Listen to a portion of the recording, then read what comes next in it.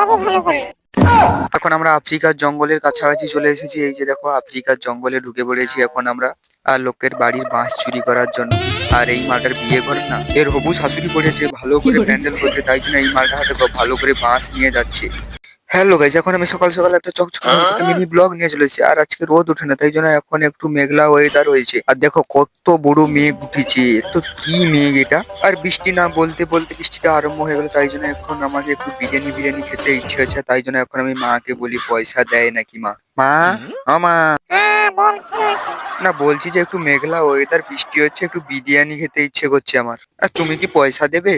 এই না না না, আমি কোনো পয়সা টয়সা দিতে পারবো না, আমার কাছে কোনো পয়সা নেই। আর কি বলবো, মা তো বললো মার কাছে পয়সা নেই, কিছু করার নেই, তাই জন্য আমার আর চলো দেখি বাড়িতে কি খাবার আছে। আর গাইস কি বলবো, এটা হলো এখন কোরিয়ান চাউমিন, আর এখানে তার মশলা নিয়ে নিয়েছি, সেটা দিয়ে এখন আমি ঘপ ঘপ করে ছাটিয়ে দিই।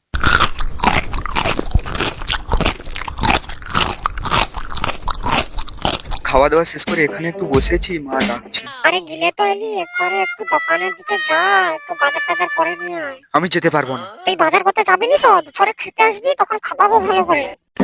আর কি করব, বাজারে না গেলে খেতেও দেবে না, তাই জন্য এখন আমি বাজারের দিকে যাই।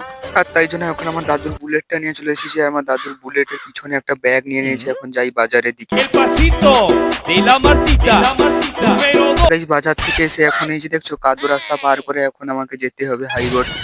আর লোকে ঘরে বাড়ির পিছন ধার দিয়ে যাচ্ছি এখন আমরা।